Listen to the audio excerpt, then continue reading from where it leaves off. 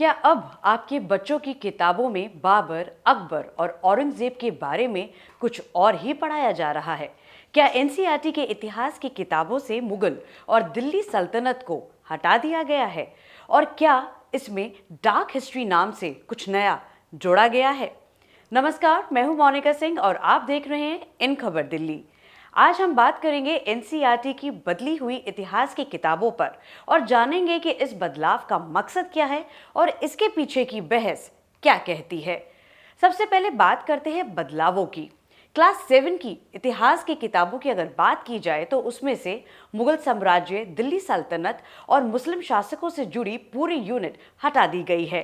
बाबर, अकबर, अलाउद्दीन खिलजी, मोहम्मद बिन तुगलक जैसे शासकों पर आधारित अध्याय पर अब किताब में नहीं है। अब इनकी जगह दी गई है प्राचीन भारत के राजवंश यानी मौर्य समाज, शुंग और जितने भी तमाम हिंदी शासक रहे हैं उनको, पवित्र स्थल, महाकुंभ और भारतीय परंपरा। कक्षा 8 की इतिहास की किताब की अगर बात की जाए तो उसमें 13वीं से 17वीं शताब्दी तक के इतिहास को फिर से शामिल किया गया है, लेकिन नई व्याख्या के साथ। जैसे बाबर एक क्रूर और निर्दयी आक्रमणकारी था, अकबर क्रूरता और सहिष्णुता का मिश्रण था, औरंगजेब मंदिरों और गुरुद्वारों की तोड़फोड़ की घटनाएं उसमें उल्लेखनीय हैं। साथ ही किताब में एक नोट भी दिया गया है, note on darker periods of history, जिसमें कहा गया है कि इन घटनाओं से आज के समाज को कोई दोष नहीं दिया देना चाहिए। अब सवाल ये उठता है कि किताबों में बदलाव लाने का आखिर मकसद क्या है? एनसीईआरटी और शिक्षा मंत्रालय का कहना है कि ये बदलाव नेशनल करिकुलम फ्रेमवर्क 2023 के अनुसार किए गए हैं। उनका कहना है कि एक ही विषय की बार बार पुनरावृत्ति को हटाया गया है। अब छात्रों को विविध दृष्टिकोण से इतिहास पढ़ाया जाएगा।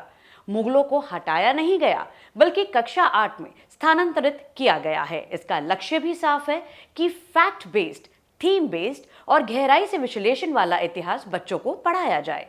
बच्चों में इतिहास से भावनात्मक प्रतिक्रिया की बजाय तथ्यात्मक समझ होनी चाहिए। लेकिन इस बदलाव पर सवाल भी उठने लगे हैं। जैसे एएमयू संस्थानों में कई इतिहासकारों का कहना है कि इतिहास को मिटाया नहीं जाना चाहिए, बल्कि सिखाया जाना चाहिए। विपक्षी दलों का भी आरोप है कि सरकार इतिहास को राजनीतिक चश्मे से देख रही है। वहीं कुछ लोग पूछ रहे हैं कि क्या बदलाव सिर्फ एक धर्म विशेष के शासन को छोटा दिखाने के लिए किया जा रहा है? इस बहस में दो पक्ष हैं। एक पक्ष जो कहता है कि इतिहास को साफ किया जा रहा है, तो दूसरा पक्ष कहता है कि इतिहास को संतुलित किया जा रहा है। 8वीं कक्षा के बच्चों का मन काफ़ी इम्प्रेशनिस्टिक होता है और इसलिए उन्हें जो भी जानकारी दी जानी चाहिए वो बहुत ही ऑब्जेक्टिव हो, निष्पक्ष हो, क्योंकि इसका इम्प्रेशन वो काफ़ी लंबे समय तक बना लेते हैं। और ख़ासकर ऐसे समय में जबकि अभी धर्म राजनीति पर हावी है, ऐसे में ये एक बहुत ही खतरनाक सिचुएशन हमारे सामने बन सकती है। और यदि हम इस किताब की बात करें, एनसीईआरटी किताब की, तो उसमें यदि बाबर को क्रूर और निर्दयी बताया जाता है, तो ये ध्यान देने वाली बात है कि बाबर एक एम्पायर बिल्डर था और जब भी कोई साम्राज्यवादी शासक होता है तो वो युद्ध करेगा और युद्ध में हिंसा होगी। और ऐसे एग्जाम्पल हम अशोक के साथ भी दे सकते हैं। और अशोक ने जब धम्म अपना जारी किया, उसके पहले कई घटनाएं हैं उनके हिंसात्मक युद्धों की। तो जब हम अकबर के समय में आते हैं तो अकबर एक बहुत ही प्रैग्मेटिक शासक है और उसे ये पता है कि भारत जैसे मल्टी कल्चरल और मल्टी रिलीजियस देश में बल के आधार पर शासन नहीं चलाया जा सकता। इसलिए वो पूरी कोशिश करता है कि लोगों का, जनता का कंसेंट हो और साथ ही साथ उनका एक्टिव पार्टिसिपेशन हो। जहाँ तक उसकी क्रूरता की बात है, वो सिर्फ चित्तौड़ के युद्ध तक ही सीमित है, जहाँ पर मुगलों का भी काफ़ी नुकसान हुआ था। और उसके बाद हमें इस प्रकार के कोई एविडेंस उसके बाद नहीं है। बल्कि इंटरेस्टिंग ये है कि हमारे समकालीन संस्कृत के जो इतिहासकार हैं, जो राज दरबारी नहीं थे, वो भी अकबर की बड़ाई करते हैं और अन्य ब्रिज भाषा के लेखक भी उनकी बड़ाई करते हैं। और जब हम तो अकबर के समय में एक सिंथेटिक कल्चर, एक डेवलप होता है जिसमें हिंदू मुस्लिम दोनों एक जैसे मिलाए जाते हैं, जो भी कारणों से रहा हो, राजनीतिक हो या सामाजिक हो, लेकिन निश्चित रूप से एक संस्कृति विकसित हो चुकी थी, एक मिली-जुली संस्कृति। तो ऐसे में जब औरंगज़ेब शासन पर आता है, निश्चित रूप से उसके जो विचार थे, जो उसकी राज्य के स्वरूप को लेकर विचारधारा थी, वो बहुत ही ऑर्थोडॉक्स थी। लेकिन ये कहना कि वो मंदिर तोड़ने वाला था या धर्मांतरण वाला था, गैर मुसलमानों पर टैक्स लगाता था, तो हमें ये सारी चीज़ें ध्यान में रखनी चाहिए कि औरंगज़ेब की जो स्थिति थी, वो स्थिति के अनुरूप उसकी नीति बनती थी।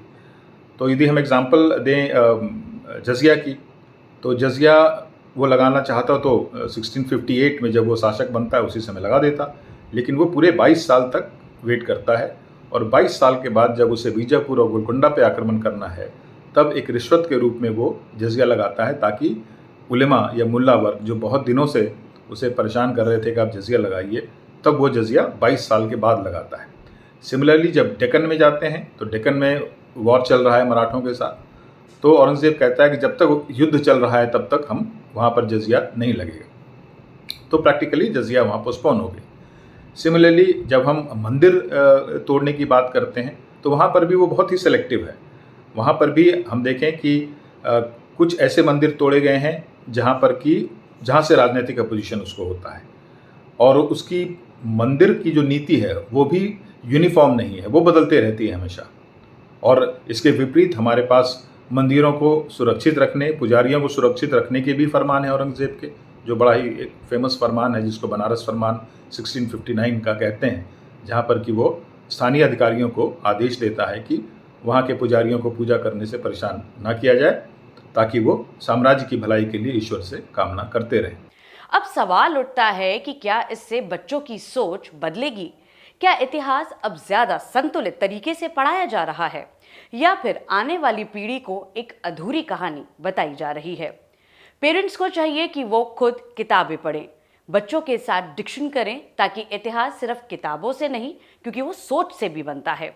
तो दोस्तों, एनसीईआरटी की नई किताबों में इतिहास बदल नहीं रहा, वो फिर से लिखा जा रहा है एक अलग नजरिए के साथ। और हाँ, इतिहास को जानिए, समझिए और सवाल कीजिए, क्योंकि ये सिर्फ बीते समय की कहानी नहीं, बल्कि आने वाले कल की चेतावनी भी है। कुछ ऐसी रिपोर्ट्स लेके मैं मोनिका सिंह आती रहूंगी। आप देखते रहिए इन खबर दिल्ली।